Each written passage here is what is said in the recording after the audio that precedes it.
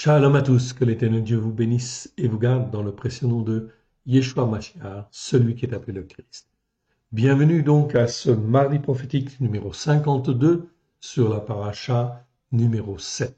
Afin de situer un petit peu les choses, nous allons aller dans le calendrier pour voir un petit peu ce qu'il en est. Mais avant, remettons ces quelques instants à l'Éternel, notre Dieu, à la gloire de son saint nom.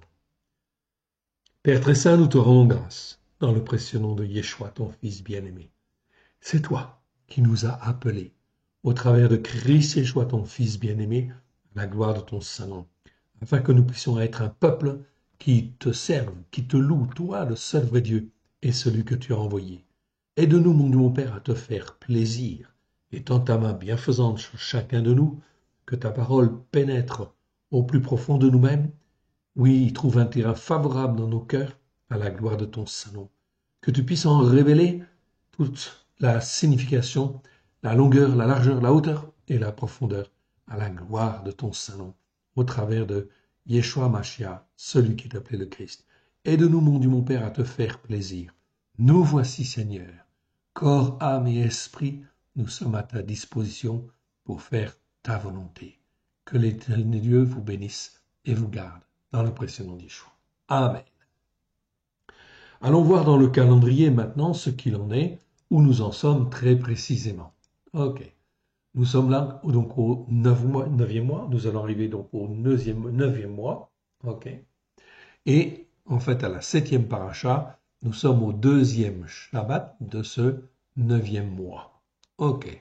C'est-à-dire, en fait, ici, vous le voyez à l'écran, c'est en fait ici, 7e paracha, en fait ici, et la Brit Hadasha que nous allons étudier aujourd'hui, eh bien, c'est Marc chapitre 11, verset 27, jusqu'au Marc chapitre 12, verset 6. C'est donc très important. 2e Shabbat de ce, en fait, 9e mois. Ici, donc, nous sommes au 2e Shabbat, donc vous voyez, si on suit un petit peu le calendrier, on arrive bientôt à Hanouka. Hanouka, qui commence en fait le 14 décembre 2022 pour cette année, et c'est une fête qui dure 8 jours. Cette fête, ce n'est pas inscrit dans les Écritures comme étant une fête de l'Éternel au sens propre du terme. Toutefois, c'est une fête qui est extrêmement importante, qui a une dimension messianique et une dimension prophétique. Je vous encourage donc à la célébrer avec votre cœur, et effectivement de glorifier l'Éternel au cours de cette fête pour justement la lumière qu'il nous donne au travers de Yeshua Mashiach. Hanouka, c'est la fête des lumières. Or, qui est la lumière? C'est bien sûr, c'est Yeshua. Yeshua est notre lumière, oui bien sûr, afin de nous éclairer dans nos cœurs, dans nos vies, à la gloire de l'Éternel, de faire de chacun de nous un serviteur et une servante de l'Éternel, à la gloire, en fin de compte, de son saint nom. Donc, cette fête de Hanouka, je vous encourage à la célébrer. Nous avons fait des petites brochures sur chacune des fêtes de l'Éternel et également sur Hanouka. Je vous encourage donc à découvrir cette fête. Il n'y a pas spécialement de jour férié d'indiquer dans cette fête de l'Éternel, si ce n'est le Shabbat. Shabbat, ce sera donc le 4e jour de la fête de Hanouka. Et là, effectivement, en termes de parachutes, il n'y a rien, en fin de compte, pas de parachute en fait à lire. C'est pour ça que vous pouvez étudier en fait ici la fête de Hanouka si vous le voulez. Par contre, ce qu'on sait, c'est que les disciples de Yeshua, au 1er siècle, donnaient beaucoup d'importance à cette fête. Oui, bien sûr. Je dis bien les disciples de Yeshua. Et ils avaient affecté un passage, en fin de compte, de l'évangile de Marc à justement cette fête. C'est Marc 12, versets 18 à 34. Ça nous donne là l'occasion, bien sûr, d'étudier et de confirmer que la fête de Hanouka, eh bien, c'est une fête qu'il faut célébrer ou apprendre à célébrer, car cela a un rapport avec Yeshua. Yeshua, à cette fête, y est venu, bien sûr, lorsqu'il était en fait là, sur la terre, avec ses disciples. Il vient à la fête de Hanouka, qui s'appelle, à l'époque dans les traductions, fête de la dédicace. Il proclame là son unité avec le Père. Jean, chapitre 10, versets 22 à 39. Donc pour toutes ces raisons, nous devons célébrer cette fête.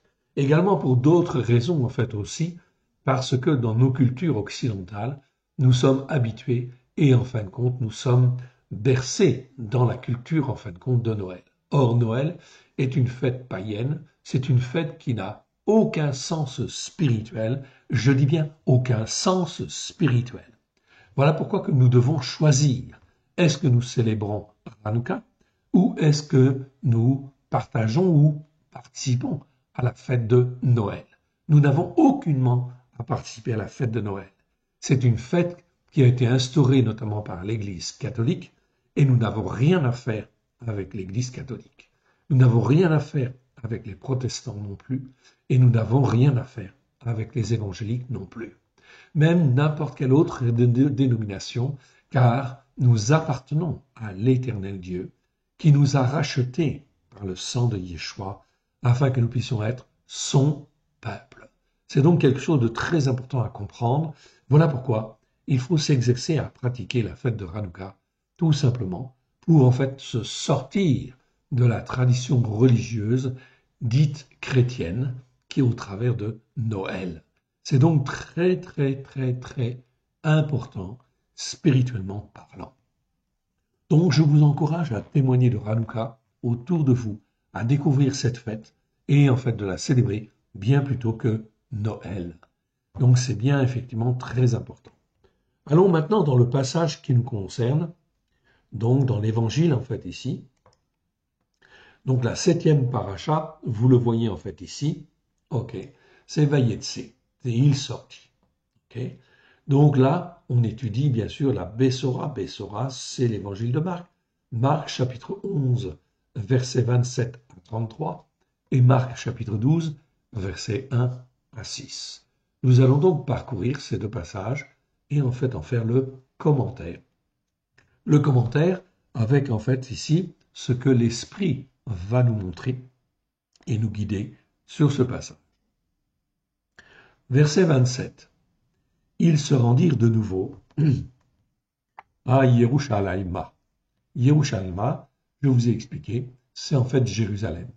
C'est Jérusalem, mais c'est un nom en fin de compte qui parle de la Jérusalem, cité physique de Jérusalem. C'est la cité en fait ici sur la terre qui est là en fin de compte ici pour préparer, fortifier, instruire tous ceux qui appartiennent en fait à l'Éternel Dieu. Ce n'est pas la Jérusalem céleste. On est bien d'accord. Vous avez deux mots en fait en grec, comme vous avez deux mots en fait en hébreu, qui parlent de Jérusalem. Vous avez Yerushalayma, c'est un nom hébreu, ok. En grec, c'est Yerushalma, ok. Et l'autre nom, c'est Yerushalayim, tout simplement, c'est la Jérusalem céleste. Or, nous sommes dans la Yerushalayma, c'est-à-dire la Jérusalem terrestre, dans le but d'être formés, façonnés, instruits comme il convient. Et nous avons le choix. Nous avons le choix d'écouter et de mettre en pratique les commandements de Dieu, la parole de Dieu, les enseignements de Dieu, ou de ne pas le faire. Voilà pourquoi Yerushalayma existe. Mais ce n'est pas l'endroit où l'Éternel Dieu veut nous laisser. Oui, bien sûr, au travers de Yeshua, il veut nous façonner, nous instruire, afin que nous apprenions à écouter et à mettre en pratique, afin de monter sur la montagne de Tzion, sur la montagne spirituelle de Dieu, bien évidemment. Ok. Donc, pendant qu'ils se rendirent de nouveau à Yerushalayim, et pendant que Yeshua marchait dans le temple, les Rachei Akohanim, c'est-à-dire les principaux sacrificateurs, les Sophrim, c'est-à-dire les scribes, et les Zekenim, ce sont les anciens, vinrent à lui. Donc on voit ici trois groupes très importants qui en fait sont les principaux sacrificateurs d'un côté, les Sophrim et les Zekenim. Les Zekenim, ce sont les anciens. Ces trois groupes sont très importants, bien évidemment, à l'époque, parce que c'est eux qui, en fait, ici, maintiennent la tradition religieuse de l'époque. Aujourd'hui, c'est exactement le même principe. Nous avons des principaux sacrificateurs, nous avons, en fin de compte, des prêtres, des pasteurs, etc. Est-ce qu'ils sont effectivement dans la voie de Dieu? La réponse est non. Est-ce qu'ils sont sur la montagne de Tzion? La réponse est non. Les sophrim, ce sont les scribes, ceux qui enseignent, qui instruisent, etc., qui gèrent en fait ici l'information auprès, en fin de compte, du peuple. Okay. Sont-ils en fait sur la montagne de Sion? Non, non plus. Les anciens ici, les Ékénim, etc., sont-ils effectivement sur en fait la montagne de Sion? Eh bien, la plupart, non. On peut dire que la plupart de ces croyants ne le sont pas.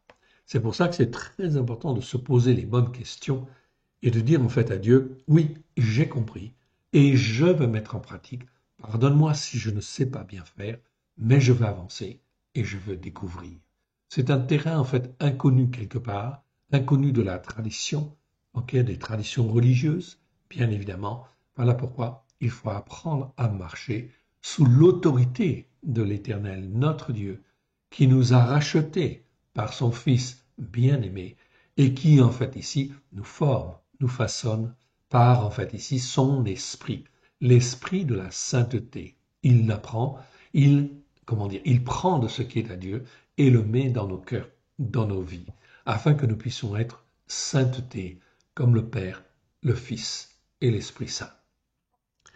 Lorsque Yeshua vient, en fin de compte, à Yerushalayim, je vous l'ai dit, en fait, à la fête de la dédicace, fête de Hanouka plutôt, en fait, fête des Lumières, eh bien, en fin de compte, il révèle que le Père et Yeshua sont un. Oui, bien sûr. C'est Jean, chapitre 10, versets 22 à 39. Donc, c'est important. Donc là, ici, nous sommes dans des parachutes ou des passages de Marc qui sont là pour nous faire comprendre tout un certain nombre de choses dans le but d'être dans cette unité spirituelle qui est recherchée lors de Hanouka. Je n'insiste donc pas sur les Rachayakonim, sur les Sophrim et sur les Zekenim. Vous avez compris déjà dans les grandes lignes. Donc tous ces hommes-là vinrent à lui, vinrent auprès d'Yeshua. Verset 28, et lui dirent, par quelle autorité fais-tu ces choses-là? Et qui t'a donné cette autorité-là de les faire? Parce qu'ils ont vu, en fin de compte, des signes et des prodiges. Je ne dis pas miracle. Miracle, c'est un terme utilisé par les catholiques, par en fait la chrétienté occidentalisée, etc., qui, en fin de compte, utilise la tradition, en fin de compte, des hommes et la tradition catholique. On ne parle pas de miracle. Dans la Bible, le mot miracle n'existe pas. Dieu parle au travers de signes et de prodiges. Des signes pour montrer sa présence et des prodiges pour montrer sa puissance. C'est donc extrêmement important de bien comprendre et de bien faire la différence, bien évidemment. Donc on ne recherche pas le miracle, mais on cherche les signes, en fait, ici, pour que l'Éternel Dieu nous guide, et on cherche, en fait, bien sûr, aussi ces prodiges. Mais les prodiges, en fait, ils viennent, comme Dieu le veut, en fait, ici, afin de glorifier son nom au travers de Yeshua, HaMashiach. Donc ils disent ici, par quelle autorité? Le mot autorité ici, c'est exousia. Donc c'est plutôt sur ce mot-là qu'on va travailler en fait ici une grande partie en fait ici de cette vidéo tout simplement. C'est très très très important, vous allez le voir. Et lui dire par quelle autorité fais-tu ces choses-là et qui t'a donné cette autorité-là de les faire? C'est-à-dire qu'ils remettent en question aussi quelque part l'autorité qui a donné en fait ici ces choses-là. Alors Yeshua leur répondit, je vous adresserai aussi une question. Répondez-moi et je vous dirai par quelle autorité je fais ces choses-là. Alors il pose la question suivante. Le baptême de Yohanan, c'était de Jean le Baptiste, venait-il du ciel ou des hommes? Répondez-moi. Donc on voit que Yeshua ne répond pas en fin de compte directement à la question, mais il répond à la question par une autre question. Le baptême de Yohanan venait-il du ciel ou des hommes? Répondez-moi. Alors en fait ici, ils raisonnèrent entre eux. Et si nous répondons du ciel, il dira, pourquoi donc n'avez-vous pas cru en lui? Et si nous répondons des hommes, il craignait le peuple, car tous tenaient réellement Yohanan pour un prophète. Donc tous tenaient réellement Yohanan pour un prophète. Donc l'onction que Yohanan, Jean le Baptiste, avait était en fait ici incontestable vis-à-vis du peuple, en fait, on va dire. Donc, la notoriété, en fait, ici, de Yohanan, de Jean le Baptiste, n'était pas à refaire, bien évidemment. Il était bien ancré sur la Torah, les prophètes et les psaumes. Et les gens savaient, en fait, ici, que ce qu'il disait était juste, oui, bien sûr. En dépit des pharisiens, en dépit des sadducéens, en dépit des scribes, en dépit des ékénimes. Alors 33, Yeshua répondit. Alors ils répondirent à Yeshua, nous ne savons pas. Yeshua leur dit alors, moi non plus, je ne vous dirai pas par quelle autorité je fais ces choses-là même que vous voyez là. Donc ici on insiste, l'écriture en fait insiste, c'est ce qu'on appelle une tautologie. Je fais cela, je fais ces choses-là, même que vous voyez là. Ça s'appelle en fin de compte des petits mots en fait en grec, et il y en a beaucoup dans le Nouveau Testament, énormément. On ne peut pas tous les traduire en fait ici. Pourquoi? Parce qu'effectivement, ça alourdirait beaucoup trop, effectivement, la traduction. Mais en réalité, ils sont là pour bien dire, en fait, ici, ça, c'est important. Ça, c'est très important. Par quelle autorité je fais ces choses-là? Les choses que vous avez vues, ces signes et ces prodiges qui témoignent que je dis la vérité, que, en fin de compte, la Torah, les prophètes et les psaumes sont la vérité, et que l'on a annoncé le Messie qui devait venir, bien évidemment.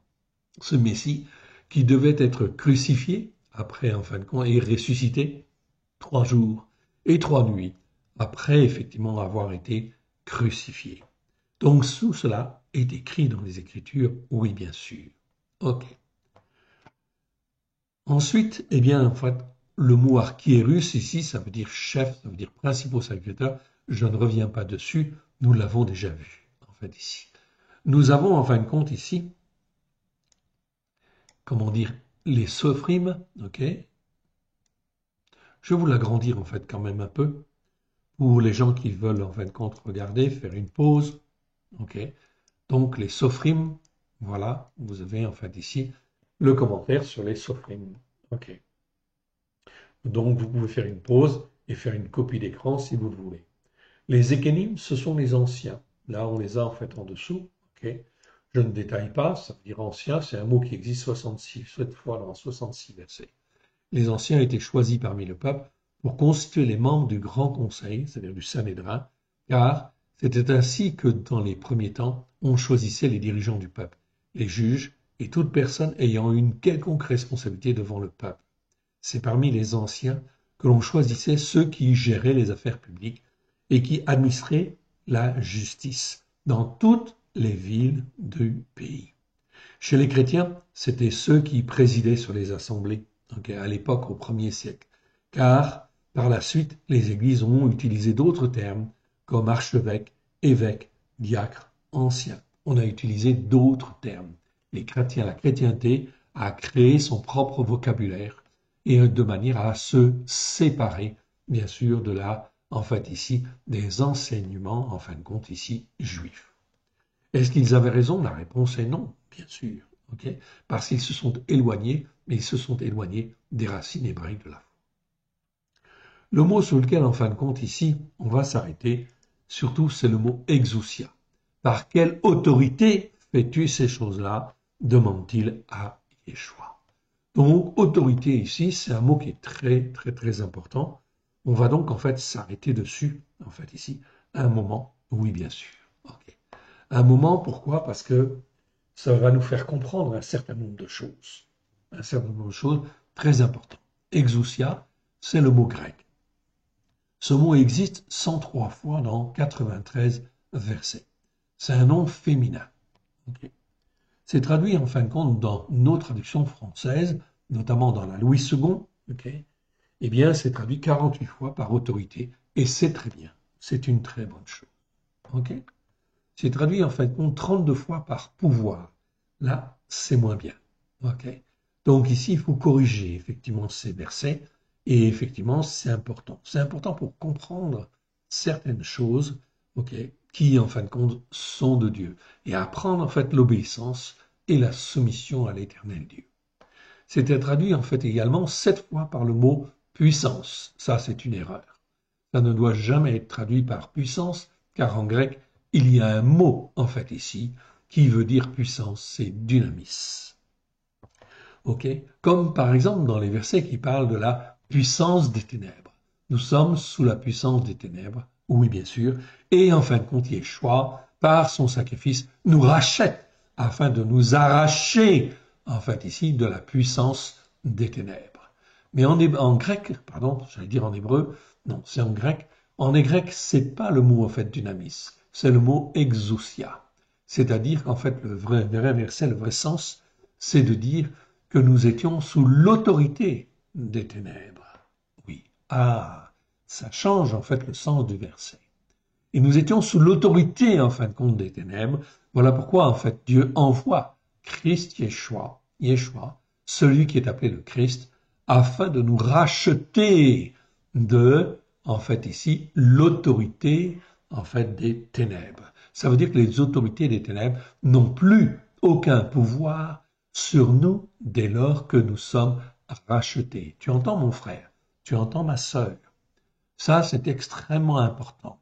Lorsque tu donnes ton cœur et ta vie à Yeshua, si sincèrement, de tout ton cœur, de toute ton âme, de tout ton esprit, tu acceptes Yeshua comme ton Seigneur, ton Sauveur et ton Maître, cela contribue en fait à dire tout simplement, ok, j'ai été racheté, non pas de la puissance des ténèbres, mais de l'autorité que les ténèbres exerçaient sur moi avant. Je peux donc saisir ou ne pas saisir cette autorité. En fait ici, c'est une question de foi. Et voilà pourquoi il faut que notre foi soit travaillée, soit fortifiée, soit tirée vers le haut, afin que je puisse saisir l'autorité qui m'est donnée au travers de Christ Yeshua, au travers de Yeshua, à Mashiach, celui qui est appelé le Christ. C'est donc très, très, très important. C'est traduit parfois par le mot droit, 6 fois. En fait, ici, là, dans ce verset-là, c'est acceptable, mais c'est mieux quand même de, si possible, de revenir sur le vrai sens du mot exousia, c'est-à-dire sur autorité. Car il enseignait, et en fait également supérieur. Dans certains versets, c'est traduit en fait à supérieur, à des supérieurs, comme le centurion qui dit en fait je suis assujetti à des supérieurs. On le conçoit, c'est apparemment juste, mais c'est pas ce que le texte grec dit. Le texte grec dit en fait je suis assujetti à l'autorité. C'est en fait ici le mot exousia, et le mot exousia est au singulier, non pas au pluriel. Donc ce qui veut dire que le centurion, il est assujetti à l'autorité, oui bien sûr, ok. On est bien d'accord là-dessus, ok. Et le fait de traduire à des supérieurs, c'est une interprétation du traducteur, ok, qui peut très bien ne pas porter à conséquence. Mais en réalité, ça va porter à conséquence dans notre compréhension, dans la compréhension dans notre tête et la compréhension dans notre cœur. Car ici, certains passages, certaines écritures disent effectivement que toute autorité vient de Dieu. Oui, c'est juste. C'est bien comme cela que les Écritures nous parlent. Voilà pourquoi nous devons obéir, bien évidemment, aux autorités et surtout pas se rebeller contre les autorités existantes. Car si nous nous rebellons contre les autorités existantes, eh bien, en fait, on se rebelle contre l'ordre que l'Éternel Dieu a établi. C'est exactement ce que Paul nous dit dans Romains. C'est donc extrêmement important. Et nous voyons au travers de ce passage que Yeshua, est-ce qu'il se rebelle contre les autorités? Non. Pourtant, il sait en fin de compte qu'elles ne sont pas justement, en fait ici, positionnées, bien évidemment, et qu'elles ne sont pas sur des racines hébraïques de la foi. Elles sont en apparence sur les racines hébraïques de la foi, mais le cœur n'y est pas, l'âme n'y est pas. Or, Yeshua va leur répondre, et va leur répondre simplement, en fait, ici, en disant par quelle autorité, en fait, de qui, en fait, Jean le Baptiste, en fait, ici, dépendait-il? De quelle autorité? Venait-il du ciel ou des hommes, en fait, ici? Tout simplement. Donc, il va poser une question aux scribes, aux pharisiens, ils ne savent pas répondre. Et Yeshua ne dit pas du tout que son autorité vient de l'Éternel Dieu. Ce n'est même pas la peine, tout simplement, parce que c'est une question de foi. Et ceux qui marchent par la foi peuvent voir, c'est-à-dire voir la lumière. Ceux, en fin de compte, qui ne peuvent pas voir, eh bien, en fin de compte, s'en vont dans les ténèbres. Oui, bien sûr. C'est donc extrêmement important de bien comprendre, en fait, cela. Matthieu chapitre 7, verset 29. C'est la première fois où nous rencontrons ce mot-là. Okay? Verset 7, chapitre 7, verset 29. Car il enseignait comme ayant autorité, non pas comme leur scribe. Okay? Donc c'est là où le mot en fin de compte se trouve pour la première fois. Okay? Donc on va donc en fait ici aller chercher en fin de compte ici dans Ok, les versets. Matthieu, chapitre 7, verset en fin de compte ici 29. Matthieu, chapitre 7, verset 29. On va donc en fait y aller, verset 29. Ok, nous voici. Voilà. Ok. Donc, après que je prenne à partir du verset 28, on va donc parcourir en fait ici ce mot-là dans un certain nombre de versets afin que vous puissiez vraiment comprendre ce que c'est que l'autorité.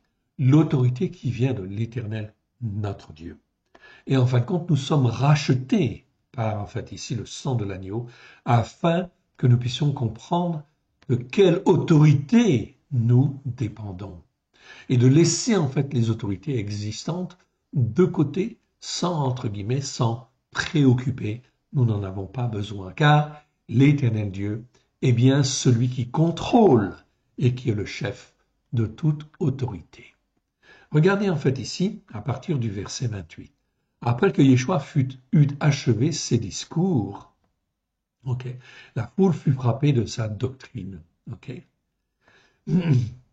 Verset 27, on va reprendre. La pluie est tombée, les torrents sont venus, les vents ont soufflé, ils ont battu cette maison. Elle est tombée et la ruine a été grande. Après que Yeshua eut achevé ses discours, la foule fut frappée de sa doctrine. Très bien. Car il enseignait comme ayant autorité et non pas comme les sophimes. Donc on ressentait en fait au travers de lui, bien évidemment, quelque chose de très important. C'est ici en fait le mot exousia qui existe en fait 103 fois. 103 fois dans 93 versets. Numéro strong, en fait ici, vous le voyez, 54, 29. C'est donc en fait très important en fait ici. Ok.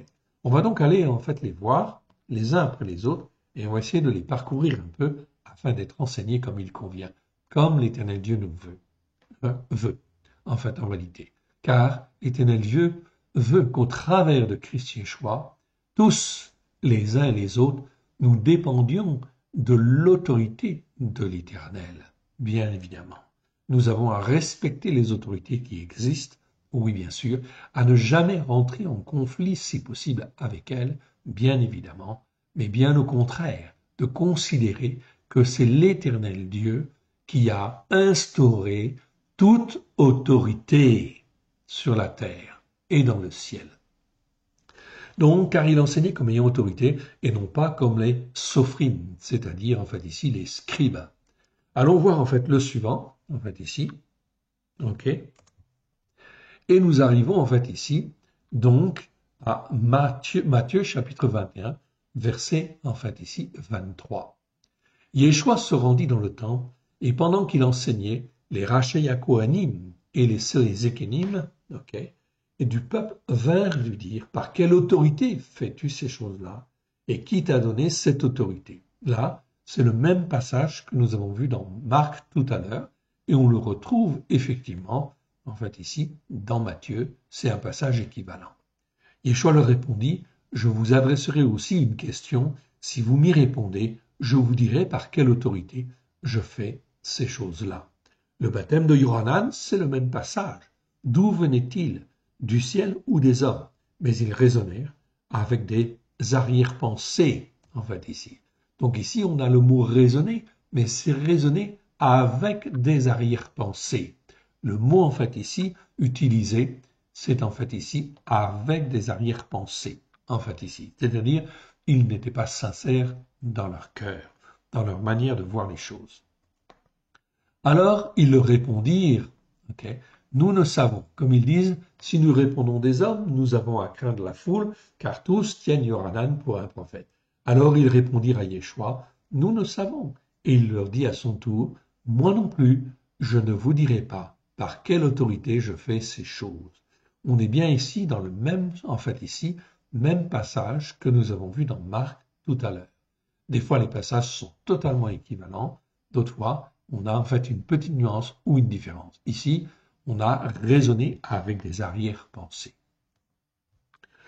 Ok, ensuite on va dans Marc chapitre 1, verset en fait ici 22. Donc pour Matthieu, c'est tout. On ne trouvera pas le mot exousia, en fait ici, dans d'autres versets.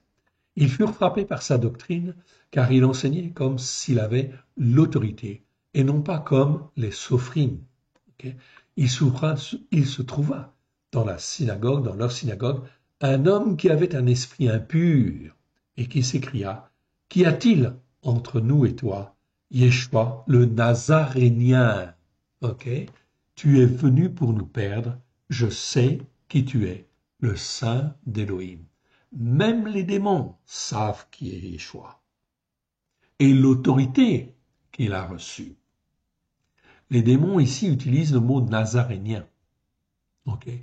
Nazarénien, ça veut dire celui qui est consacré, consacrant. Celui qui est le consacré par excellence. C'est pas Nazarénos.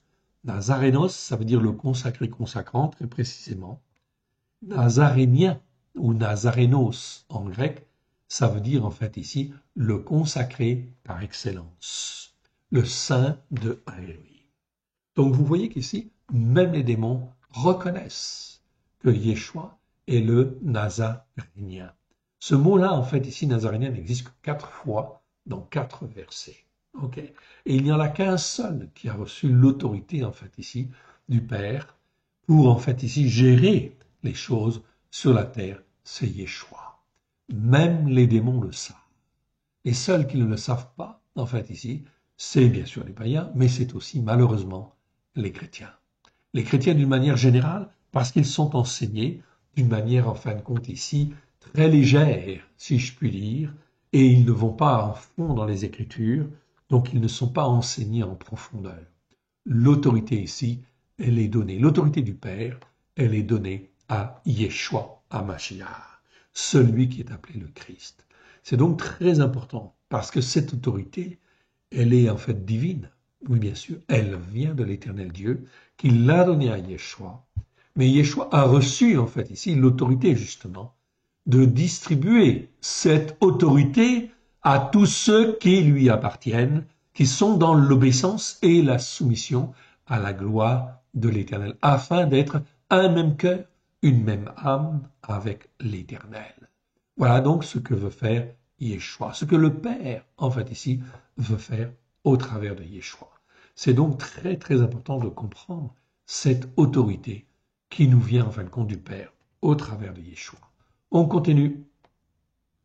Tous furent saisis de stupéfaction. Là, nous sommes dans Marc. On continue un peu, on passe quelques versets. Marc chapitre 1, verset 27. Tous furent saisis de stupéfaction, de sorte qu'ils se demandaient les uns les autres, qu'est-ce que ceci? Cette nouvelle doctrine-là. Okay? Là, ça veut dire en fait, c'est une tautologie. De là qu'on entend en fait ici. De cette doctrine-là que l'on entend en fait, que l'on est en train d'entendre. Il commande avec autorité même aux esprits impurs et ils lui obéissent. Ça, c'est un signe, ok? C'est un prodige en fait aussi, même on peut dire. Il commande avec autorité. Ici, c'est bien écrit autorité, c'est bien traduit. Avec autorité même aux esprits impurs et les esprits impurs lui obéissent.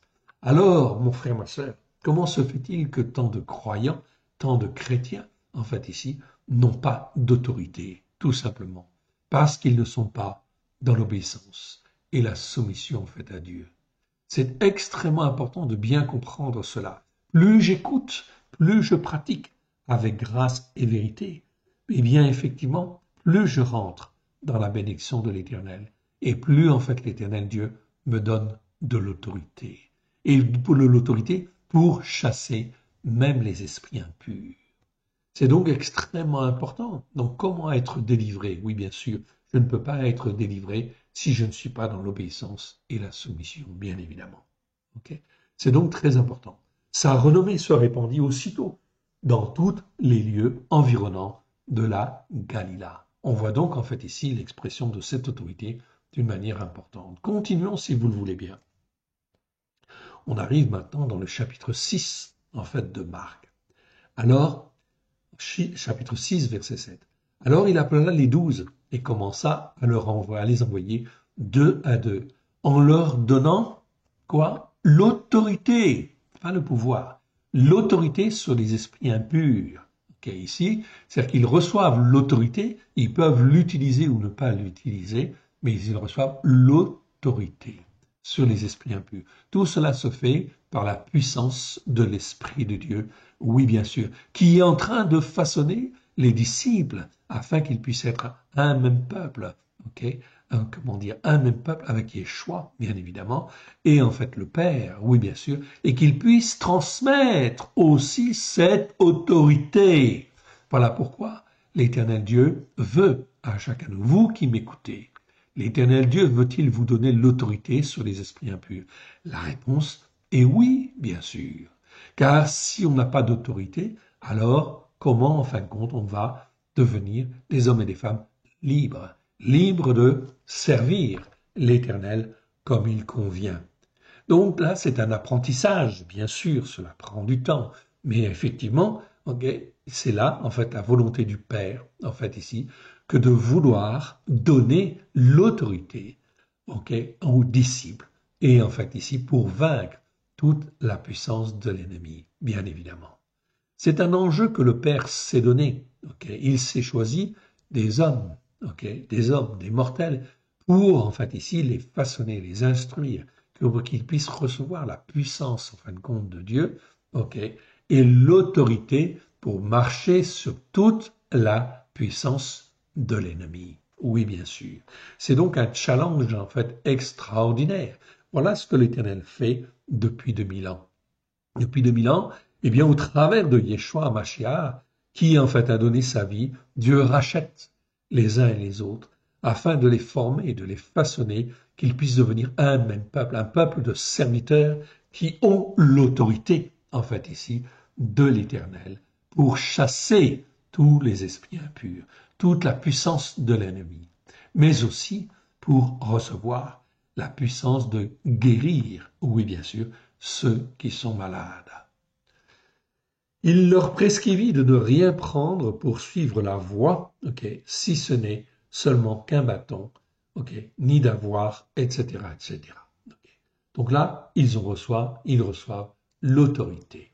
Allons un petit peu plus loin, allons dans le chapitre 11 de Marc.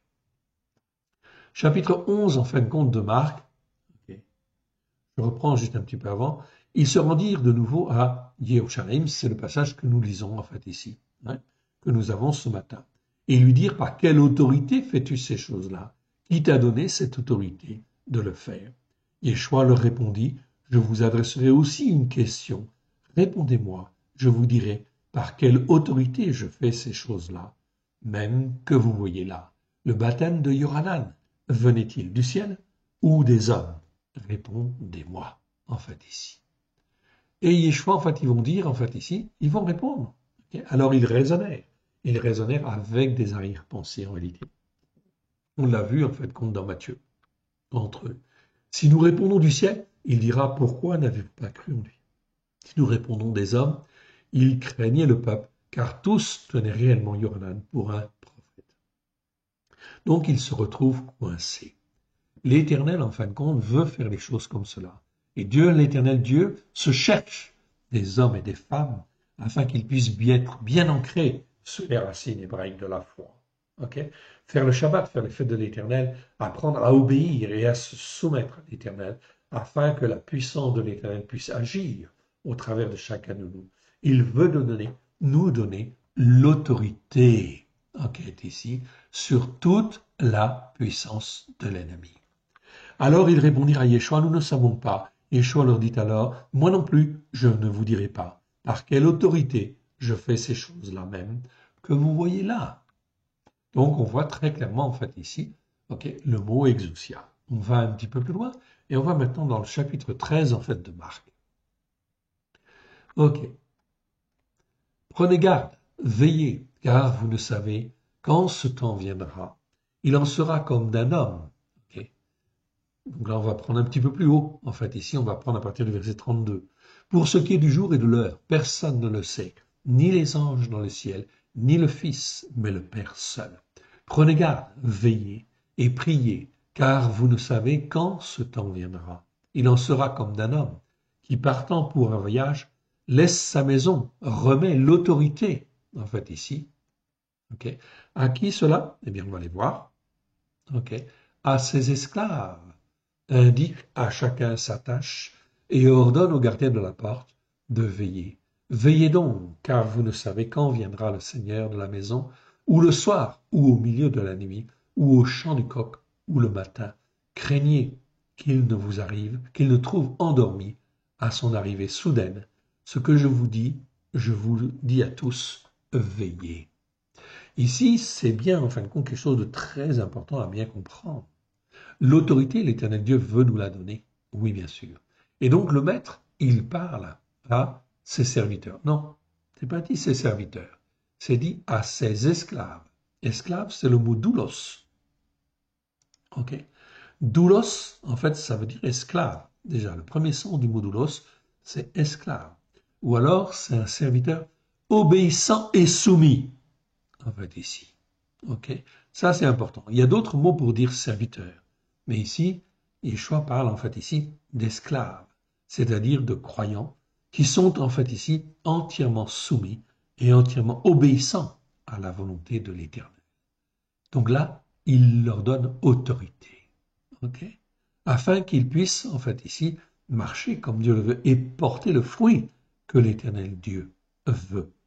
Mais un jour, le coq sonnera, et si en fin de compte les hommes ont écouté et ont mis en pratique et ont fait utiliser l'autorité que l'Éternel Dieu leur a donnée, à ce moment-là, s'ils portent le fruit ou s'ils ont suffisamment d'huile, effectivement, comment dire, dans leur réservoir, en fait ici, dans leur bouteille, eh bien, effectivement, dans ce cas-là, ils pourront rentrer dans le règne de Dieu. C'est donc très, très important. Craignez qu'il ne vous trouve endormi à son arrivée soudaine. Car je vous le dis, je dis à tous, veillez. Le Seigneur, Dieu nous dit de veiller. De veiller, en fait, ici, aujourd'hui. Car les temps, en fait, ici, sont proches. Où, justement, nous arrivons dans la fin des temps. Allons voir, là, nous avons vu, en fait, ici, ce mot-là, dans, en fait, ici, Matthieu, dans Marc. Maintenant, allons, en fait, compte d'un petit tour dans Luc. Ok. On était frappé de sa doctrine. Luc chapitre 4, verset 32. On était frappé par sa doctrine, car il parlait avec autorité.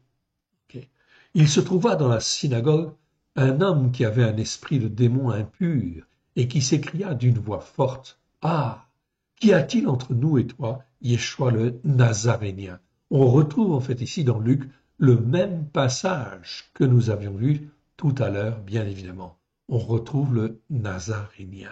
Yeshua est connu comme étant le consacré par excellence. Nazarénien, ça veut dire consacré par excellence. Ce mot-là n'existe que 4 fois. Une fois dans Marc chapitre 1, verset 24, Marc chapitre 14, verset 67, Marc chapitre 16, verset 6 et Luc chapitre 4, verset 34. Ce mot-là n'existe que 4 fois. Mais il est souvent très très mal traduit parce que les traducteurs ne savaient pas et ne connaissaient pas. C'est donc très important ici. Nous avons affaire à notre Seigneur, notre Roi, notre Sauveur. Ce n'est pas n'importe qui. C'est celui qui a reçu l'autorité suprême de l'Éternel pour en fait ici nous enseigner, nous façonner, nous instruire et nous donner l'autorité qu'il convient pour faire les œuvres en fait qu'il a préparées d'avance afin de se glorifier lui le seul vrai Dieu et celui qu'il a envoyé. Amen. On continue en fait ici avec ce mot-là, ici. Et on va aller en fait cette fois-ci dans en fait Luc chapitre 4 verset 36. Ok. Tous furent saisis de stupeur et ils se disaient les uns les autres, quelle est cette parole-là même, ok, que nous entendons là? Ok, c'est une tautologie en fait ici. Il commande avec autorité et puissance en fait ici aux esprits impurs et ils sortent. Donc là, dans ce verset-là, on voit bien que le mot autorité, lui, est bien traduit, pas de problème. Ok. Et puissance, ici, j'ai bien le mot dynamis, donc c'est bien le mot puissance. Donc il commande avec autorité et puissance aux esprits impurs. Ok, esprit impur à Cathartos, et ils sortent en fait ici.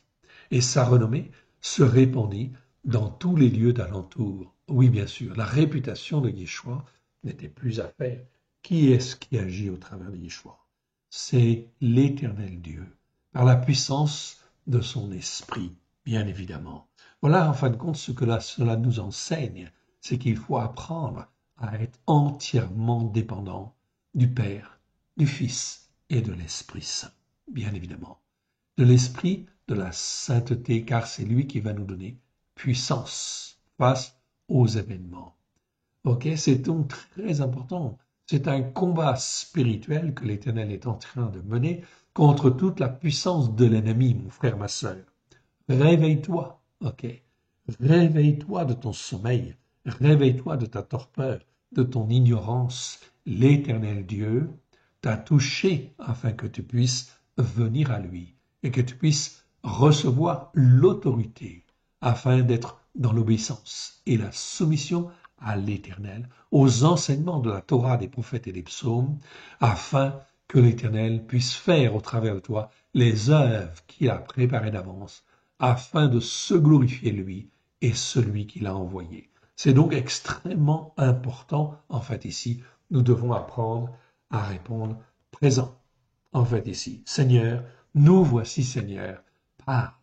Ton serviteur, ta servante, écoute.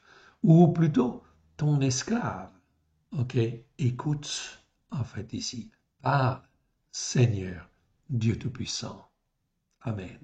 C'est donc extrêmement important. Il ne faut pas avoir peur d'être considéré comme un esclave de l'Éternel Dieu. La meilleure position, c'est d'être l'esclave de l'Éternel Dieu. Oui, bien sûr. Esclave des hommes, non, c'est pas une bonne chose. Ok, ça on est bien d'accord. Ok, mais esclave de Dieu, c'est la meilleure position que l'on puisse avoir en fait ici. Yeshua est un exemple et un modèle de soumission et d'obéissance à l'Éternel. Il nous montre comment il faut faire. Donc c'est extrêmement important. Allons voir un petit peu plus loin, en fait, ici encore. Et cette fois-ci, on va dans le chapitre 12 de Luc. Okay, Luc 12, chapitre 12, verset 11. Quand on vous mènera devant les assemblées, en fait, ici, les chefs et les autorités, ne vous inquiétez pas de la manière dont vous vous défendrez, ni de ce que vous direz. Voilà. Ça, c'est l'apprentissage, en fin de compte, de la marche par la foi, en fait, ici. Okay, c'est donc, en fait, très important, ce verset. Luc, chapitre 12, verset 11. Quand on vous mènera devant les assemblées, okay, ou les chefs de ce monde, okay, ou les autorités, ici c'est exousia, là le mot est bien traduit, okay, et il est au pluriel, oui bien sûr, ne vous inquiétez pas de la manière dont vous vous défendrez, ni de ce que vous direz, car, verset 12, l'Esprit Saint vous enseignera à l'heure même ce qu'il faudra dire. Donc c'est bien en fait un apprentissage de la foi. Nous devons apprendre à marcher par la foi, bien évidemment, car les choses vont devenir très difficiles dans les temps qui viennent. Il va y avoir beaucoup de conflits, beaucoup de tensions, mais est-ce que nous avons avoir peur? La réponse est non. On doit apprendre à s'attacher à l'Éternel. On continue et on va dans le chapitre 20 maintenant de Luc. 20, en fait ici. Ok, et on retrouve en fait le passage que nous avons vu en fin de compte déjà, un de ces jours-là, comme Yeshua enseignait le peuple dans le temple, et qu'il annonçait la bonne nouvelle. Les Rachai à Kohanim, c'est-à-dire les principaux sacrificateurs, les Sophrim, c'est-à-dire les scribes, avec les Ékénim, survinrent. et il lui dit, dis-nous par quelle autorité fais-tu ces choses-là, ou qui est celui qui t'a donné cette autorité? On trouve le mot autorité en fait ici, c'est le même passage que nous avions vu en fait ici dans Marc et effectivement en fin de compte dans en fait Matthieu.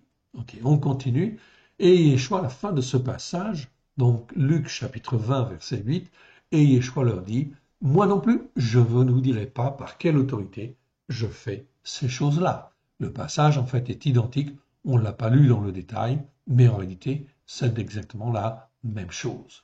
Allons encore un peu plus loin, en fait ici. Et là, en fait, allons dans Luc. Ok, Luc chapitre 20, verset 20. Ils se mirent à observer Yeshua, et ils envoyèrent des gens qui feignirent d'être justes pour lui tendre des pièges et saisir de lui quelques paroles afin de le livrer au magistrat, très bien, et à l'autorité ici du gouverneur. Donc ici, c'est bien exousia, c'est bien l'autorité du gouverneur. Ici, c'est bien traduit. Ok, on continue. Ok. Et là, on arrive en fin de compte dans Actes chapitre 5, verset en fin de 4.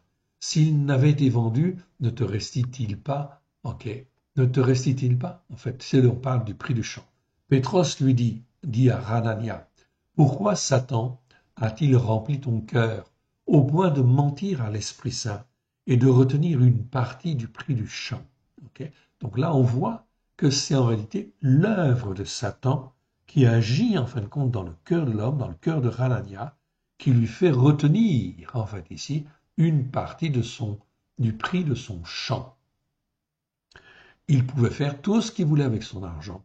Il pouvait en donner une partie, ou il pouvait en fin de compte donner la totalité comme il voulait. Mais s'il fallait faire partie en fait de l'assemblée en fait ici, qui était en fait ici constituée, il fallait donner la totalité. Or ici, Hanania ne donne pas la totalité. Okay, mais il pouvait garder son champ. Ça, c'était pas un péché. Et s'il n'avait pas été vendu, c'est un péché, c'est parce qu'il dit qu'il donne son prix, en fait ici, comme si c'était le prix entier, en fait ici, de son champ. Et s'il n'avait été vendu, ne te restait-il pas? Et après qu'il a été vendu, le prix n'était-il pas sous ton autorité? Ou c'est traduit dans la traduction seconde par à ta disposition. Donc tu pouvais en faire ce que tu voulais. Comment as-tu pu mettre en ton cœur un plan comme celui-là?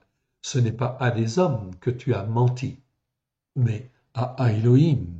Donc là, on est en fin de compte dans le mensonge, quelque part. Ok.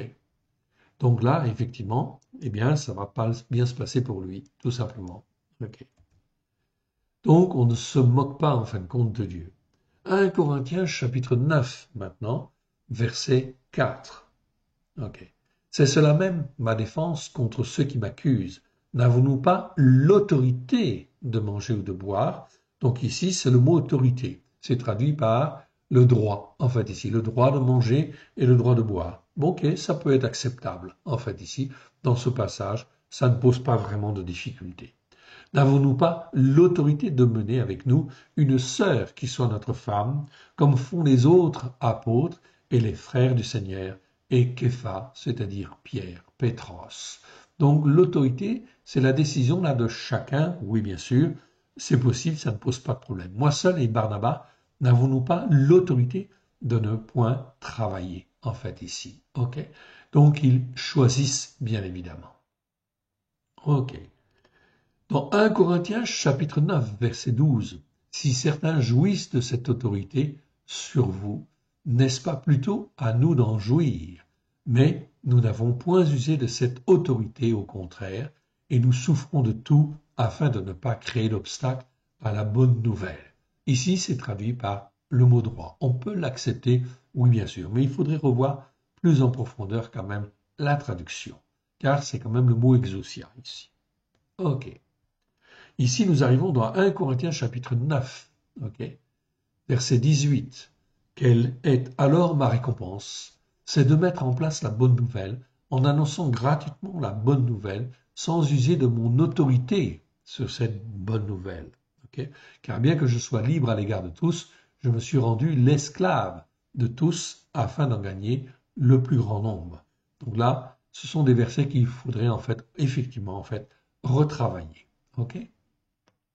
1 Corinthiens chapitre 11, verset 10.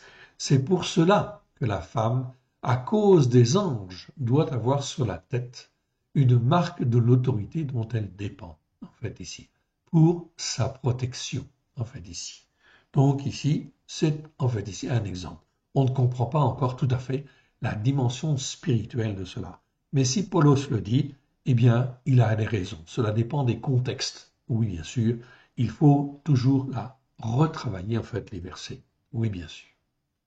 1 Corinthiens chapitre 15, verset 24. Ensuite viendra la fin, quand il remettra le règne à celui qui est à Elohim et Père, après avoir détruit toute domination, toute autorité et toute puissance. Donc là, on voit très clairement ici ce que Yeshua ici va faire. Ok, donc nous avons un choix nous-mêmes à faire. Nous recevons en fin de compte ici l'autorité de choisir ici ce que nous voulons faire.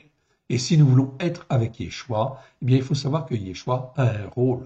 C'est ici un rôle de détruire toute domination, toute autorité et toute puissance qui ne vient pas de Elohim, du seul Dieu unique et vrai. Voilà pourquoi que dans ce combat, nous avons besoin, et nous sommes dans la nécessité d'être avec Christ, oui bien sûr, et uniquement avec Christ. Okay. C'est donc extrêmement important de bien comprendre cette dimension-là. Continuons si vous le voulez bien. Et quand même, je me glorifierai un peu trop de l'autorité que le Seigneur nous a donnée pour votre édification et non pour votre destruction. Je ne saurais en avoir honte. Ici, c'est 2 Corinthiens chapitre 10, verset 8. Je n'insiste pas, afin que je ne paraisse pas vouloir vous intimider par mes lettres. Donc Paulos faisait très attention quand même à l'autorité qu'il avait, afin de ne pas forcer les choses et laisser les hommes choisir de suivre ou de ne pas suivre le Seigneur. C'est donc là une liberté qui n'est pas toujours facile, en fin de compte, à respecter, bien évidemment. Mais nous devons respecter les uns et les autres. Ok. On continue maintenant, on va dans 2 Corinthiens, chapitre 13, verset 10. C'est pour cela même que j'écris ces choses, étant absent, afin que présent je n'ai pas à user de rigueur, selon l'autorité que l'Éternel m'a donnée, pour l'édification et non pour la destruction. Donc là, c'est Paul qui parle, et il parle avec autorité. C'est donc extrêmement important d'apprendre à exercer cette autorité et d'en connaître les limites. Oui, bien sûr. Donc nous devons en fin de compte ici exercer l'autorité dans le but d'édifier, dans le but en fin de compte de fortifier, dans le but en fin de compte de restaurer, mais jamais dans le but en fin de compte de détruire ou de dominer ou d'abuser des uns et des autres. On continue, le mot exousia se retrouve ensuite dans Éphésiens chapitre 1 verset 21. Ok. Là, c'est bien traduit par puissance. Okay. Il l'a déployé en Christ, ici, la puissance de Dieu, la révélation de Dieu. Okay. Il l'a déployé en Christ en le ressuscitant des morts et en le faisant asseoir à sa droite dans ce qui est céleste, au-dessus de toute domination, de toute autorité, de toute puissance, de toute dignité et de tout nom qui peut être nommé, non seulement dans le siècle présent, mais encore dans le siècle à venir. Donc ici, on voit bien que Yeshua a reçu, en fin de compte ici, quelque chose d'extrêmement fort et puissant, et que nous n'avons qu'une seule chose à faire, marcher avec lui, bien sûr, être son esclave, apprendre à obéir et apprendre à se soumettre, oui bien sûr, au roi des rois, au Seigneur des seigneurs. Et cela commence tout simplement par, ici, respecter les Shabbats, respecter les fêtes de l'Éternel. Tout cela, nous apprend l'obéissance et la soumission. Voilà pourquoi c'est extrêmement nécessaire et fondamental, ici, parce que nous apprenons l'obéissance et la soumission. Et nous avons besoin, car nous avons été élevés dans des traditions, en fait, ici, qui ne sont pas bonnes. Des traditions chrétiennes, même, qui ne sont pas bonnes. Voilà pourquoi il faut se débarrasser de ces traditions. Comment faire? Eh bien, tout simplement en apprenant l'obéissance et la soumission. Ça, c'était Éphésiens 1, verset 21. On continue et on va maintenant dans Éphésiens chapitre 3, verset 10. Ok. Là, on parle des autorités. À moi qui suis le moindre de tous les saints, cette grâce-là même. Donc, c'est Paulos qui parle, en fait, ici. Qui parle. Ok. Donc, Paulos qui parle. Ok. Qui parle, en fait, ici, tout simplement, aux Éphésiens. Voilà, c'est ça. Ok. Donc, je remonte un peu ici pour bien voir. Ok.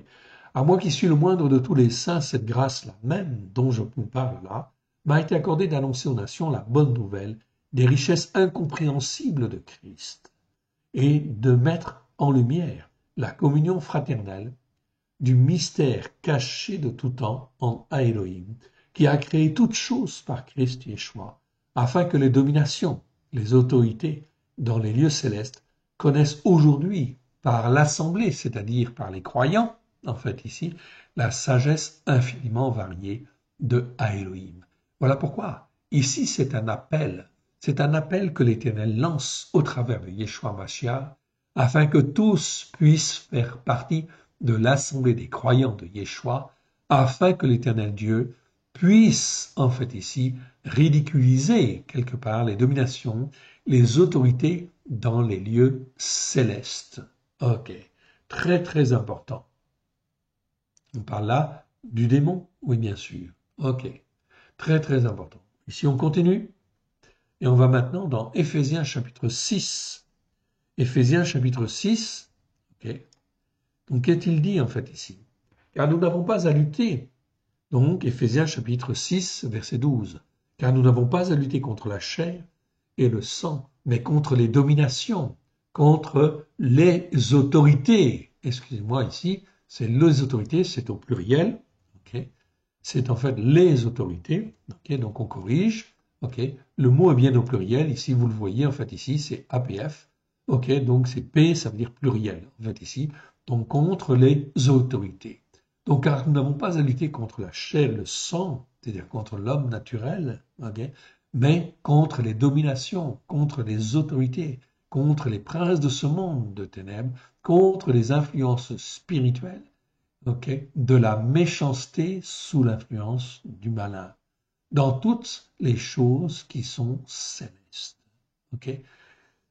Donc, c'est pour ça que c'est très important. C'est pour ça, en fait, ici, Paulos dit, c'est pour cela même dont on vient de parler à l'instant. Prenez toutes les armes d'Élohim afin de pouvoir résister dans les mauvais jours sous l'influence du malin. Ok, c'est pas les mauvais jours tout court, c'est les jours sous l'influence du malin. C'est le mot poneros en fait en grec, et de tenir ferme après avoir tout surmonté. C'est donc très important. L'Éternel Dieu veut nous former, nous façonner afin de nous rendre solides, fermes, inébranlables face à l'ennemi de nos âmes. On continue en fait ici, là on était dans Éphésiens 6, ok, et en fin de compte maintenant, on va en fin de compte dans Colossiens. Colossiens chapitre 1, verset 16. Car en lui ont été créées toutes les choses qui sont dans les cieux, sur la terre, les visibles et les invisibles, trône, seigneurie, domination, autorité. Tout a été créé par lui et pour lui. C'est donc extrêmement important en fait de bien comprendre cette dimension-là. Je ne vais pas plus loin dans ce passage.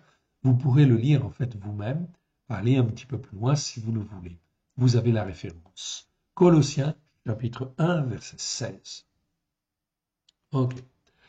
Allons en fin de compte au suivant. Ok. Ok, c'est bon. Allons au suivant. Ok. Ah, il ne me l'a pas pris. Bon, ben, j'y vais. Voilà. Donc maintenant, on va dans Colossiens chapitre 2, verset 10. Vous avez été pleinement remplis en lui, qui est la tête ou le chef, peu importe, de toute domination et de toute autorité. Donc là, on voit très clairement que Yeshua est au-dessus de toute autorité qui existe en fait dans ce monde et dans les lieux célestes en fait en plus. Donc, c'est donc très important de bien comprendre cela, afin que nous puissions apprendre à marcher avec Christ, Yeshua. Ok. On passe ensuite à Colossiens chapitre 2, verset 15. Il a dépouillé les dominations et les autorités et les a livrées publiquement en spectacle en triomphant d'elles par la croix. Voilà ce qui a été fait en fait à la croix. À la croix de Yeshua, c'est bien plus que le sacrifice pour nous racheter. C'est en fait que les dominations ont été dépouillées de toute autorité et les autorités ont toutes été dépouillées, livrées publiquement en spectacle en triomphant d'elle par la croix. Il faut arriver à comprendre cette dimension spirituelle. Oui, bien sûr. Ok, tout cela, ça se fait par l'écoute et la mise en pratique.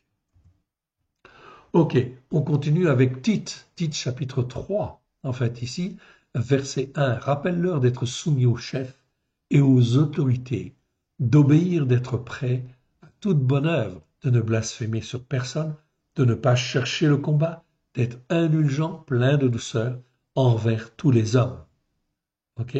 Donc c'est effectivement extrêmement important de respecter en fait ici les autorités existantes, de montrer l'exemple. Oui, bien sûr.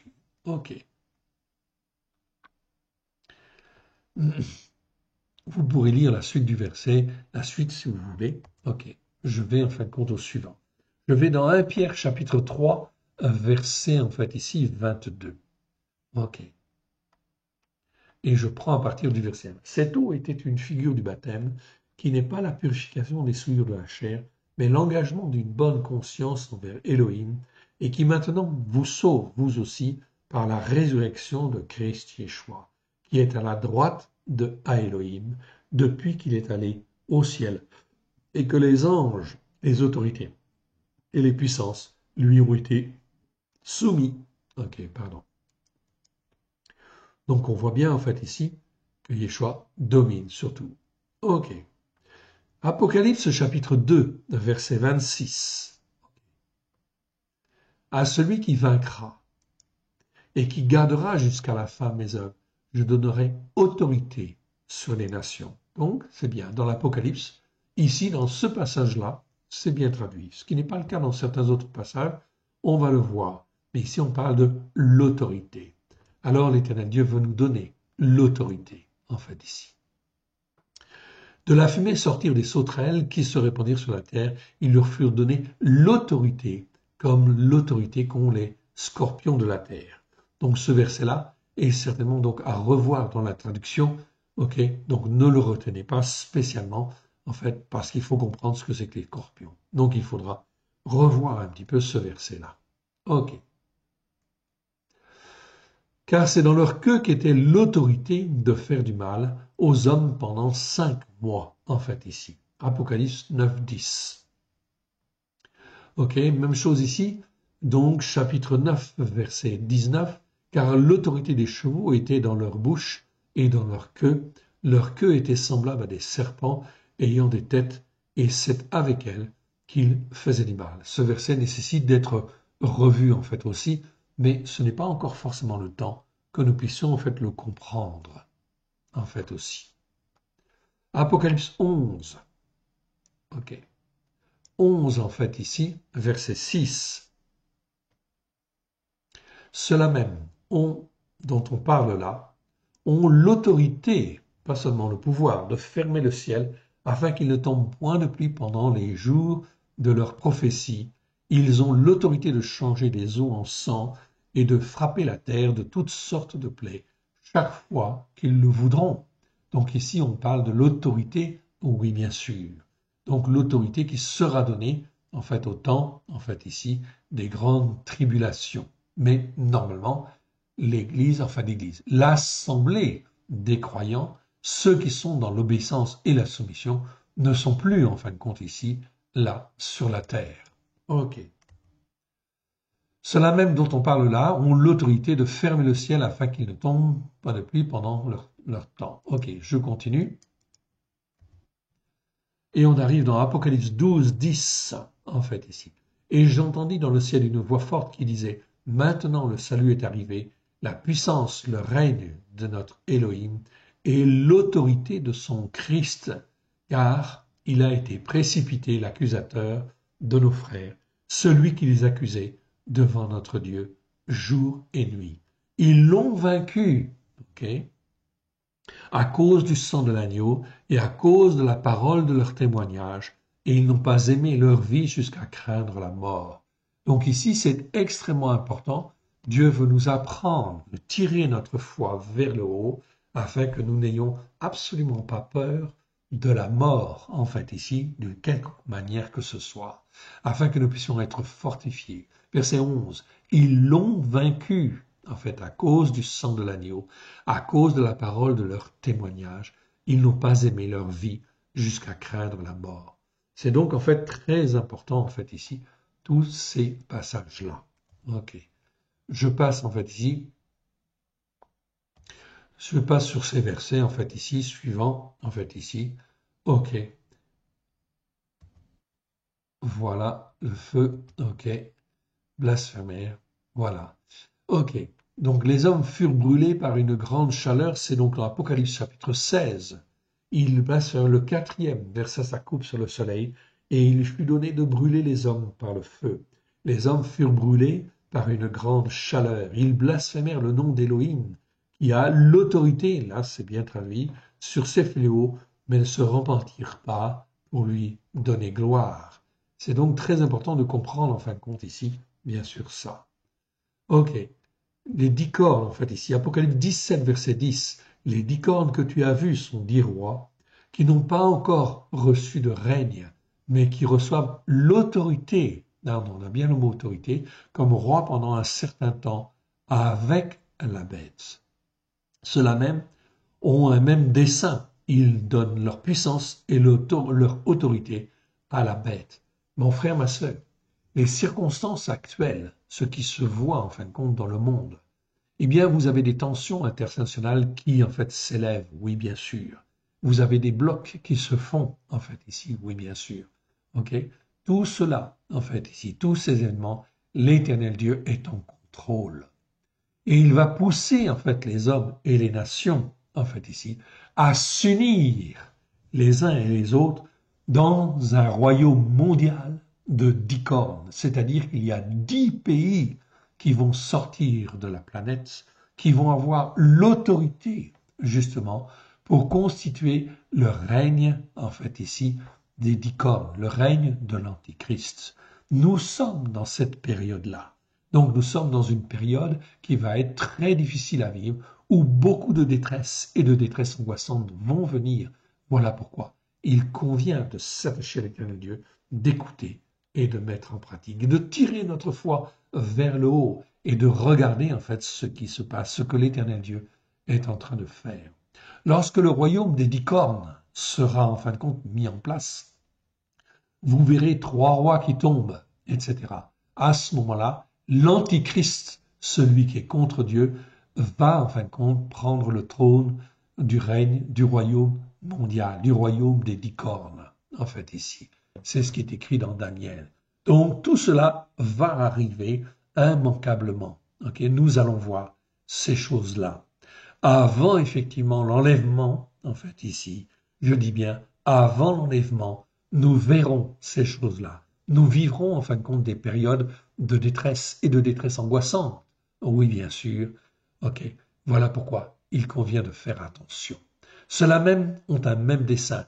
Ils donnent leur puissance et leur autorité à la bête. Donc les 10 royaumes, en fait ici, eh bien, à un moment donné, vont en fait ici, ces 10 rois puissants vont donner leur pouvoir et leur autorité à la bête, c'est-à-dire au royaume des 10 cornes, c'est-à-dire à l'Antichrist, oui bien sûr, pour sortir de soi-disant de la détresse.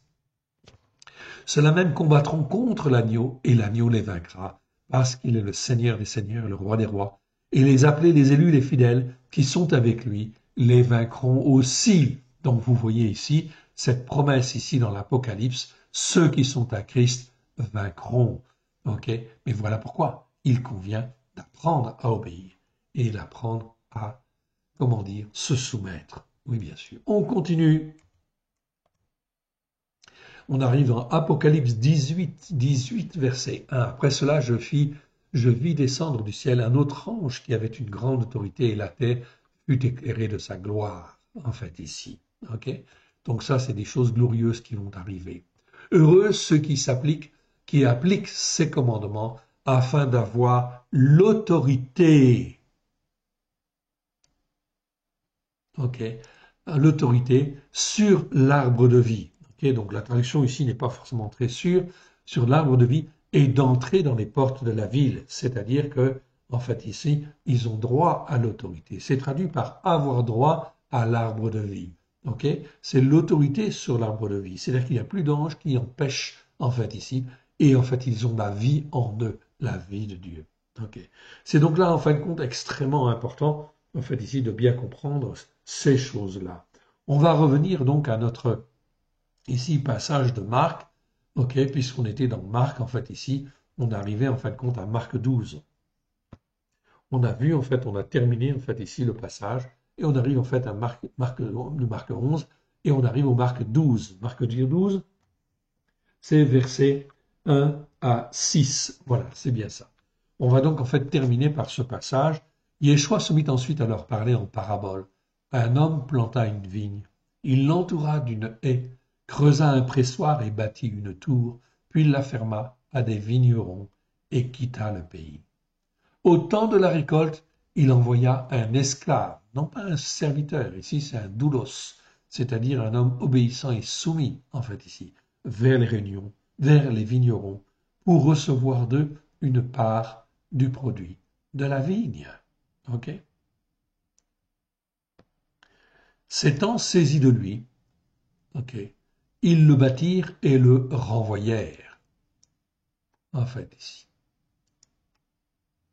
Ok, je vais revenir à mon passage, j'ai appuyé trop rapidement.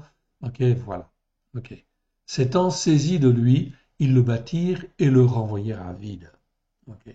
Il envoya de nouveau vers eux un autre esclave, doulos, c'est-à-dire quelqu'un qui est rendu obéissant et soumis à la parole de Dieu, hein, à Dieu, on est bien d'accord. Ok.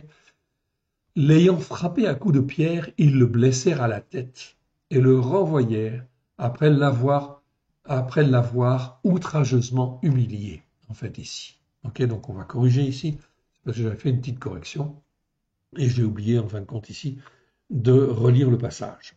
Après l'avoir outrageusement humilié. Donc on voit que plus, en fin de compte, ici, Yeshua envoie, en fin de compte, des serviteurs, ok, des esclaves, et en fin de compte, eh bien, ils peuvent être maltraités. Oui, bien sûr, ça peut arriver. Il en envoya un troisième qu'ils tuèrent, puis beaucoup d'autres qu'ils battirent et tuèrent. Il avait encore un fils bien-aimé. Il l'envoya vers eux, le dernier, en disant, ils auront du respect pour mon fils. Donc l'Éternel Dieu envoie son fils en espérant que, eh bien, du fait que c'est son fils, ils vont le respecter. On verra effectivement la suite au prochain numéro. Donc on voit ici quelque chose de très très important, c'est d'apprendre en fait à se soumettre et à obéir à l'Éternel Dieu. Donc très important, en fait ici, ce passage en fait ici que nous avons étudié aujourd'hui nous apprend que nous devons respecter les autorités et que nous devons en fin de compte ici ne pas tenir compte des autorités qui marchent mal avec le Seigneur, de les laisser de côté, car le jugement de l'Éternel va venir sur eux. Oui, bien sûr. Et c'est donc extrêmement important que nous puissions être des témoins de la vérité comme l'Éternel Dieu nous le veut. On va donc terminer par une petite prière. Merci Père très saint de ta bonté, merci de ta fidélité, merci Seigneur pour ta parole que tu nous donnes. Elle est la vérité. Étends ta main bienfaisante sur chacun de nous et monde-nous, fortifie-nous. Révèle-nous ta parole dans chacun de nos cœurs, chacune de nos vies, afin que ta parole puisse produire le fruit que toi tu veux, à la gloire de ton Saint-Nom.